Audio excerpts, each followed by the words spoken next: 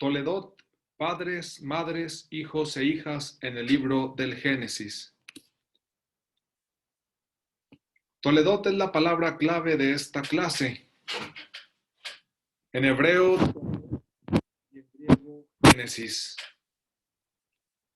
¿Qué significa la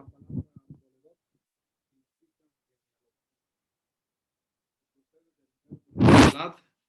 Dar a luz.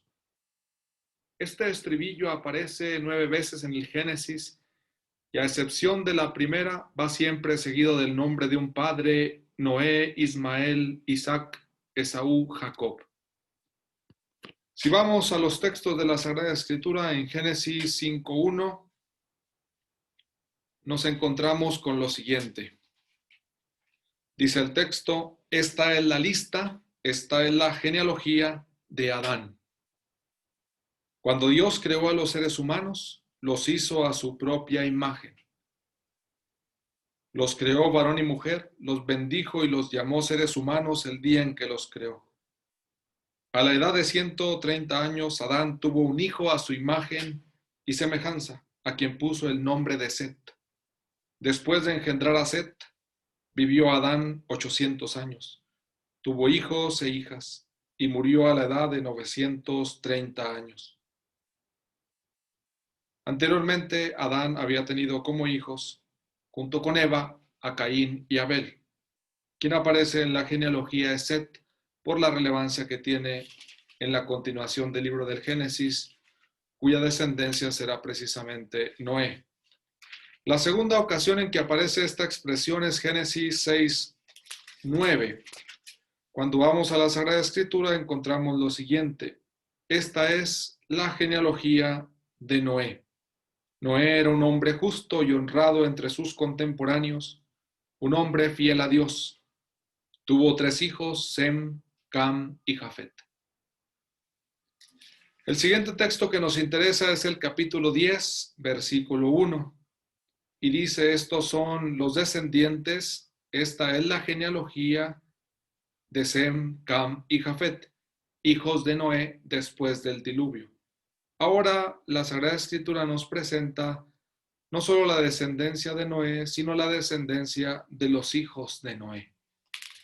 En el capítulo 11, versículo 10 del libro del Génesis encontramos la misma expresión.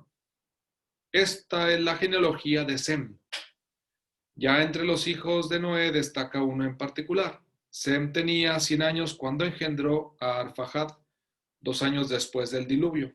Después de engendrar a Arfajad vivió Sem 500 años y tuvo hijos e hijas. La genealogía continúa, por lo tanto, también después del diluvio. En el versículo 27 tenemos otra genealogía y dice: esta es la genealogía de Teraj. Los descendientes de Teraj son los siguientes. Teraj engendró a Abram, Nahor y Aram. Aram engendró a Lot y murió en su país natal, Ur de los Caldeos, cuando aún vivía su padre Teraj. Abram y Nahor se casaron. La mujer de Abram se llamaba Sarai y la de Nahor Melca, hija de Aram, que era padre de Melca y de Jesca. Sarai era estéril y no tenía hijos. Luego hay una parte del libro del Génesis en la que no aparece la expresión Toledot, genealogía, sino hasta el capítulo 25, versículo 12. Y ahí encontramos lo siguiente: estos son los descendientes de Ismael, hijo de Abraham y de Agar, la criada egipcia de Sara. Estos son sus nombres por familias. El primogénito de Ismael fue Nebayot, después Kedar, Abdel, Mibsán, Misma, Dumá, Masá, Adad, Temá, Yetur, Nafis y Kedma. Estos son los hijos de Ismael y sus nombres según los poblados y campamentos, 12 jefes de otras tantas tribus. En el mismo capítulo 25, versículo 19, encontramos inmediatamente otra genealogía. Esta es la genealogía de Isaac, hijo de Abraham. Junto a la genealogía de Ismael, el autor sagrado coloca la historia de Isaac, hijo de Abraham. Abraham engendró a Isaac. Isaac tenía 40 años cuando se casó con Rebeca, hija de Batuel, el arameo de Mesopotamia, y hermana de Labán. Enseguida, hasta el capítulo 36, 10 capítulos después, encontramos nuevamente la expresión. Y dice así en el capítulo 36, versículo 1. Esta es la genealogía de los descendientes de Esaú. Pasamos, por lo tanto, a la descendencia de uno de los hijos de Isaac. Tuvo dos hijos, Esaú y Jacob. En este caso, en el 36 aparece la genealogía de Esaú. Dice el narrador, o sea, Edom. Esaú tomó sus mujeres de entre las cananeas, Adá, hija del hitita Elón, Olibamá, hija de Aná, hijo del Jebeo Sibeón, Basemat, hija de Ismael y hermana de Nebayot. Adá le dio a Elifaz, Basemat a Reguel, y Olibamá a Jeús, Yalón y Coraj. Estos son los hijos que le nacieron a Esaú en tierra de Canaán. Y finalmente, la última ocasión en que aparece esta expresión, el Toledot. Estas son las genealogías o Génesis incluso, que es lo que ha dado nombre a este libro y por el cual lo conocemos en la tradición católica. Dice en 37:2, esta es la genealogía de la familia de Jacob. José tenía 17 años y apacentaba el rebaño con sus hermanos, los hijos de Balá y de Silpá, mujeres de su padre. José comunicó a su padre que estos tenían mala fama. Y comienza la narración tan conocida de la historia de José, al que vendieron sus hermanos. El libro del Génesis, por lo tanto, está estructurado con diversas genealogías, desde el capítulo 5 hasta el capítulo 37. Un primer punto para tratar en esta clase es precisamente que fruto de las genealogías tenemos padres, madres que ponen nombres a sus hijos. Cada vez que nace un hijo aparece este llamativo acontecimiento de ponerle un nombre, de tal manera que se verifica que hay una cierta oficialidad a la hora de llamar a alguien, no solo como hijo, sino con un nombre en particular. El nombre es fundamental en la tradición de Israel. En Génesis capítulo 5, versículos del 28 al 29, encontramos la siguiente cita. Lamec tenía 182 años cuando fue padre de Noé. Le dio ese nombre porque dijo, este niño nos dará descanso en nuestra tarea y penosos trabajos en esta tierra que maldijo el Señor.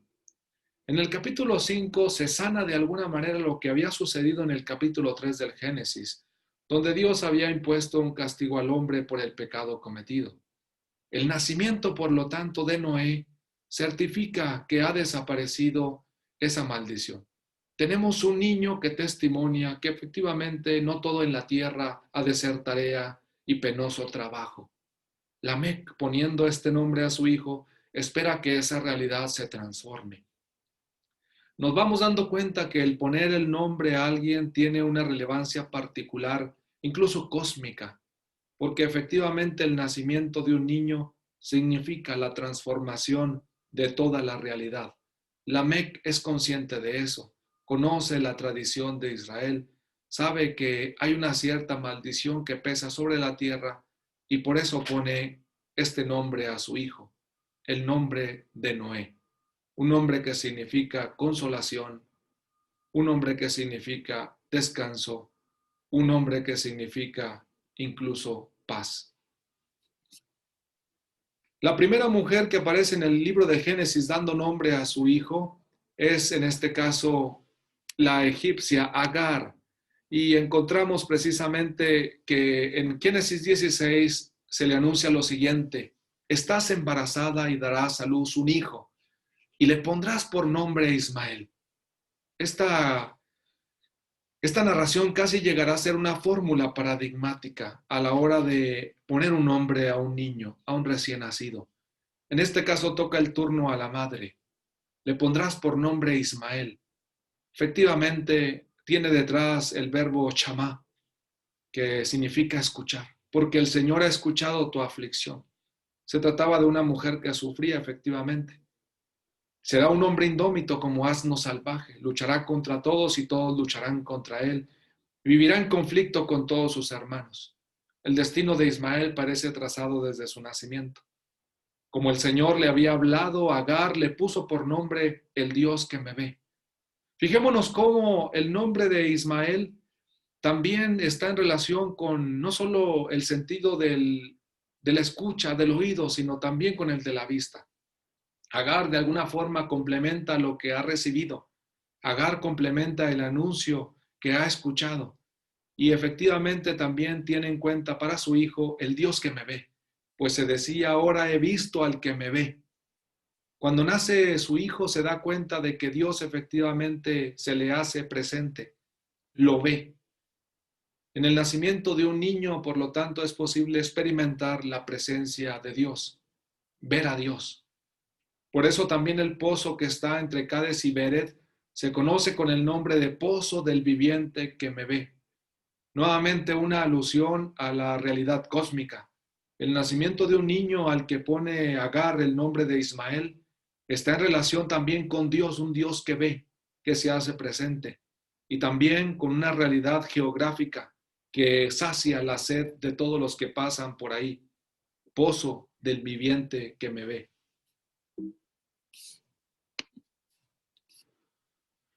En este sentido, conviene recordar algunas reflexiones de Jean-Pierre Sonnet en su libro Narrar la Biblia de padres a hijos, en la página 35. Cuando se pone un nombre a un hijo, cuando se le llama hijo o cuando se le llama por su nombre, se hace realidad lo que decía Paul Ricoeur: el engendramiento es del orden de la naturaleza, la paternidad en cambio de la designación. Hay que decirlo, soy tu padre, eres mi hijo. No basta engendrar, hay que designar.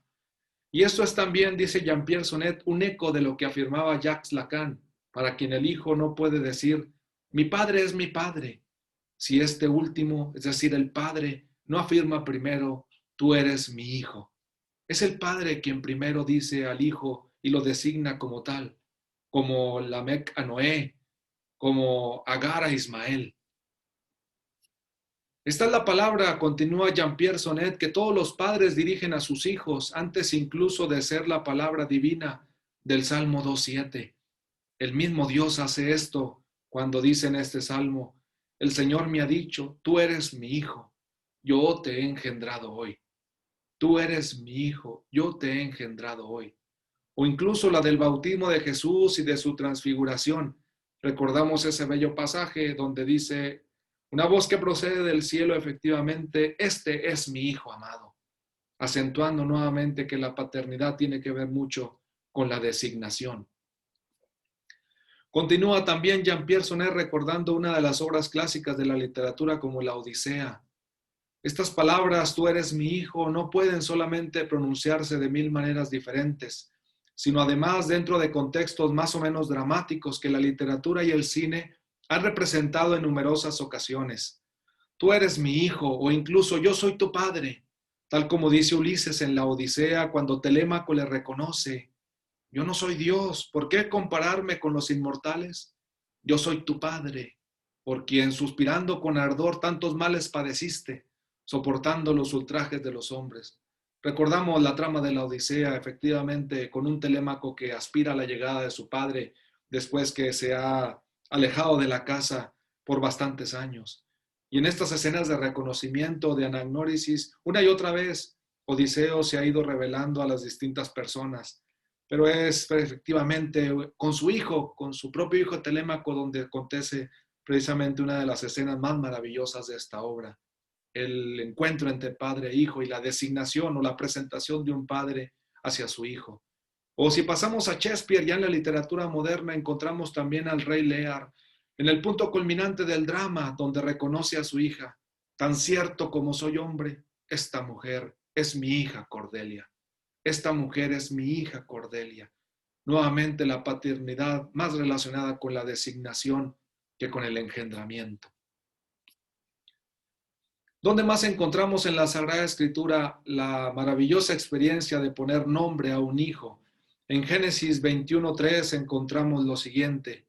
Dice así, el Señor se fijó en Sara como había dicho y cumplió lo que le había prometido. Ella concibió y dio un hijo a Abraham en su vejez, en el tiempo predicho por Dios. Al hijo que le nació de Sara, Abraham le puso el nombre de Isaac. Abraham circuncidó a su hijo Isaac a los 8 días, como Dios le había mandado. Tenía Abraham 100 años cuando le nació su hijo Isaac. Sara dijo, Dios me ha hecho reír, pues eso significa el nombre de Isaac. El nombre que le pone a Abraham y Sara que menciona su significado. Abraham y Sara juntos como hombre y mujer, dando nombre y significado a su hijo, designándolo y dándole también una perspectiva de vida, nominándolo y también experimentando a Dios, un Dios que hace reír. Y todos los que lo oigan reirán conmigo. En Génesis 36 encontramos también esta misma experiencia. El narrador del libro del Génesis nos cuenta lo siguiente. Entonces le dio por mujer a su criada Balá y Jacob se unió a ella. Balá concibió y dio a un hijo a Jacob. Entonces Raquel dijo, Dios me ha hecho justicia, ha escuchado mi voz y me ha dado un hijo. Raquel a través de su criada Balá concibe un hijo y lo asume como un don de Dios. Más aún, como un acontecimiento de justicia de parte de Dios, pues era estéril. Y entonces dice, ha escuchado mi voz y me ha dado un hijo. Por eso le puso el nombre de Dan, efectivamente un nombre relacionado con la justicia.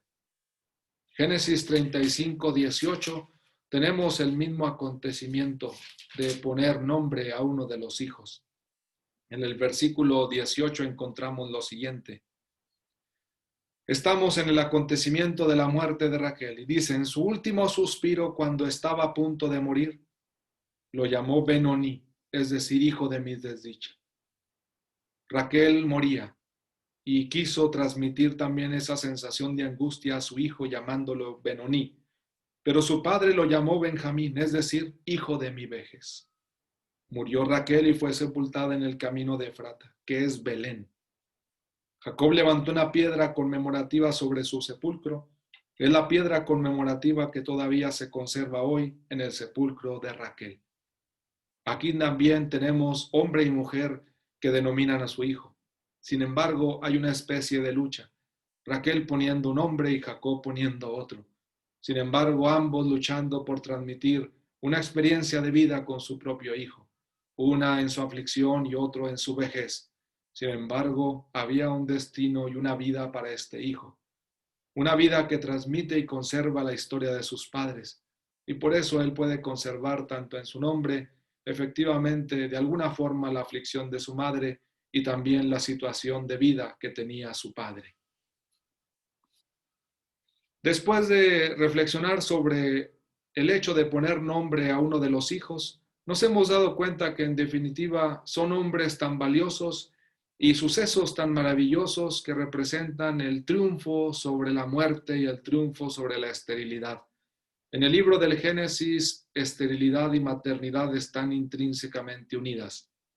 La esterilidad más relacionada con los límites humanos y la maternidad prácticamente como un don divino. En este sentido vamos a ir basándonos en una tesis doctoral del año 2018 realizada por Carmen Varela Soto, que se citará en la bibliografía final. Ella hace un estudio de las diferentes mujeres y sus sufrimientos que tienen en el libro del Génesis. Con respecto a Sara, nos comenta esta estudiosa de la Sagrada Escritura.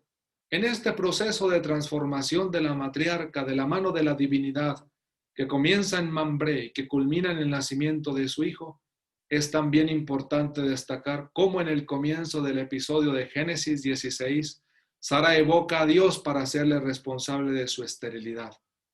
En las mujeres del Génesis, en las madres del Génesis, hay una lucha también. No son una lucha con los hombres, sino una lucha sobre todo con Dios, a quien deben y responsabilizan de su esterilidad.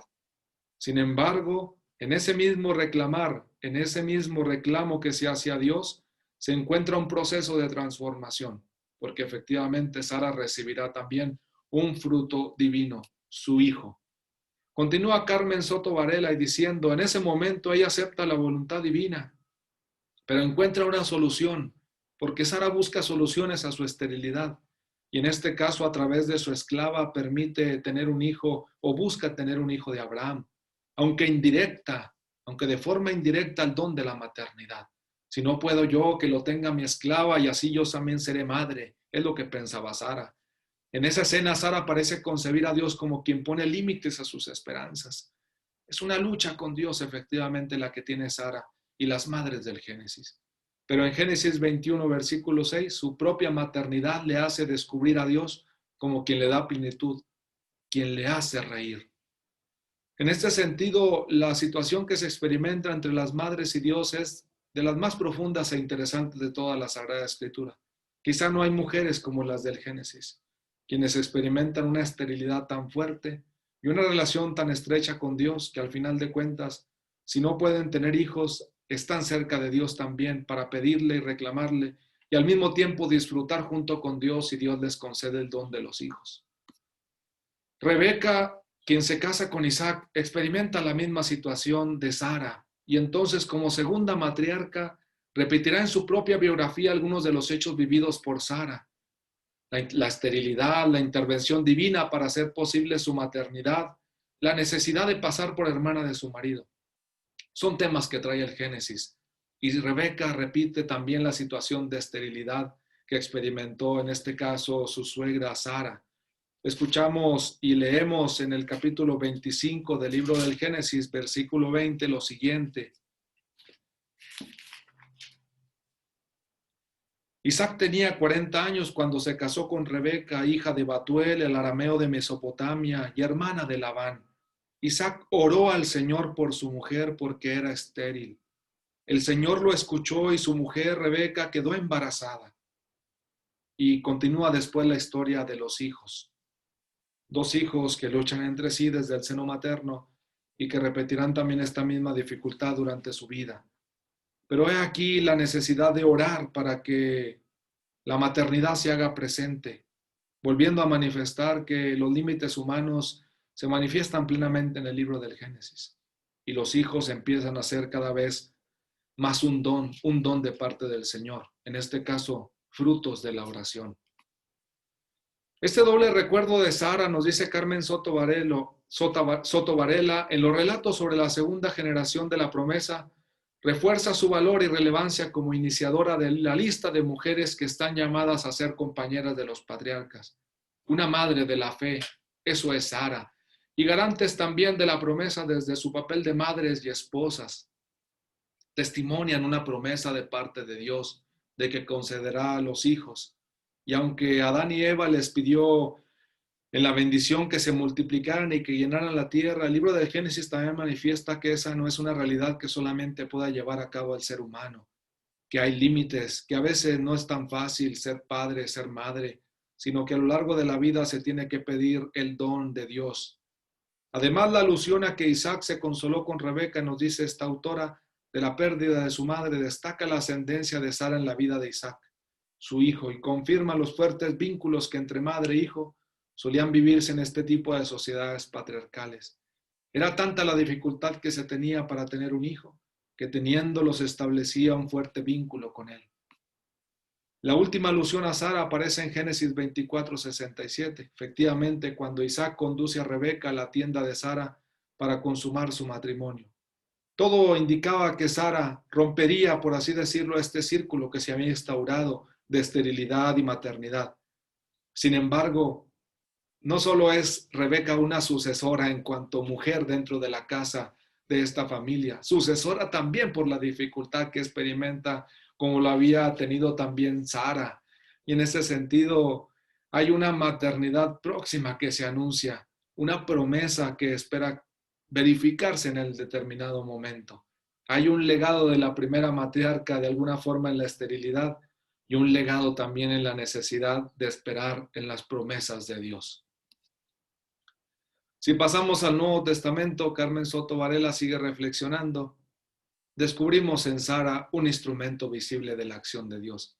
San Pablo en la carta a los Romanos 4:19 describe dramáticamente cómo Sara pasa de ser una mujer imposibilitada para concebir a ser efectivamente un instrumento visible de la acción de Dios, porque llegará a ser madre de Isaac y en ese sentido madre del hijo de la promesa, y madre de todos los cristianos ya en el Nuevo Testamento. Y en este sentido continúa la tradición iniciada con Eva, después con todas las mujeres del Antiguo Testamento y finalmente con María, la madre de Jesús. Ella abre con el nacimiento de Isaac un nuevo espacio salvador inaugurado en Cristo. La segunda vez que Sara aparece en esta carta es Romanos 9:9. Y ahí Pablo está argumentando en relación con el lugar que tiene Israel en la promesa a partir del acontecimiento de Cristo. Y de alguna forma Sara condensa y realiza lo que Pablo está tratando de decir. Se afrontan desafíos teológicos entre la espera y la promesa, entre lo que se tiene y lo que se espera, entre la realidad que se quisiera encontrar y la realidad que se enfrenta. Y entonces efectivamente Sara representa también al pueblo de Israel y al pueblo cristiano.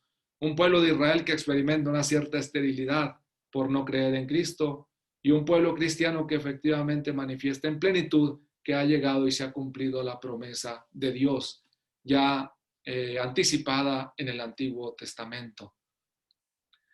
Por eso dice Carmen Soto Varela, la carta a los romanos al hablar de Sara evidencia dos caras de la moneda de su existencia. Y nosotros podemos decir también de la existencia de los cristianos o de la existencia del pueblo de Israel. Hay una negación en cuanto a una capacidad propia de dar a luz y la posibilidad que solamente viene de Dios, una iniciativa divina de engendrar al hijo de la promesa. En ese sentido, las gracias que pueda tener el pueblo de Israel y los dones que gozan los hijos de Dios al creer en Cristo nacen precisamente de la iniciativa divina. Sara representa las dos caras de una misma moneda. La dificultad, la imposibilidad, el límite, la gracia divina, los dones y efectivamente la participación en una nueva identidad y en un nuevo misterio de salvación, inaugurado con la muerte y la resurrección de Cristo. La carta a los Hebreos también testimonia en este sentido algo de lo que hemos venido mencionando. Allí en esta carta, cuando se habla de todos los hombres y mujeres de fe, empezando desde el Antiguo Testamento, también se recuerda la fe de Sara.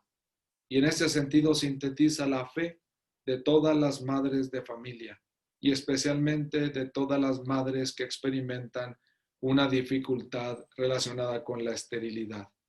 La fe de Sara acompaña a todas estas madres y el libro del Génesis de manera especial tiene una comunión con todas las madres y mujeres que sufren ante el don de los hijos o ante las dificultades que se experimentan para formar una familia. Su esterilidad en este sentido, según la carta a los Hebreos, aparece como una oportunidad para demostrar su fe en el Dios que le había hecho la promesa, y no solo como una prueba para la fe de su esposo. Sara también, con su esterilidad, tiene la oportunidad de demostrar su fe en Dios. Ella gesta al hijo de la promesa, pero su valor no depende de su descendencia, sino en su propia esperanza. En este sentido, Sara representa a las madres que, con sus dificultades y con su fe, manifiestan precisamente a Dios.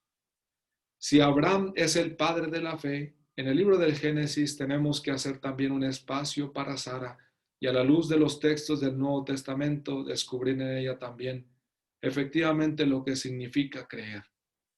Más adelante en la historia de la Iglesia y en la reflexión teológica, seguimos pensando y seguimos buscando, especialmente dentro de la reflexión teológico-moral y en la bioética, cómo atender las necesidades que se suscitan ante la esterilidad.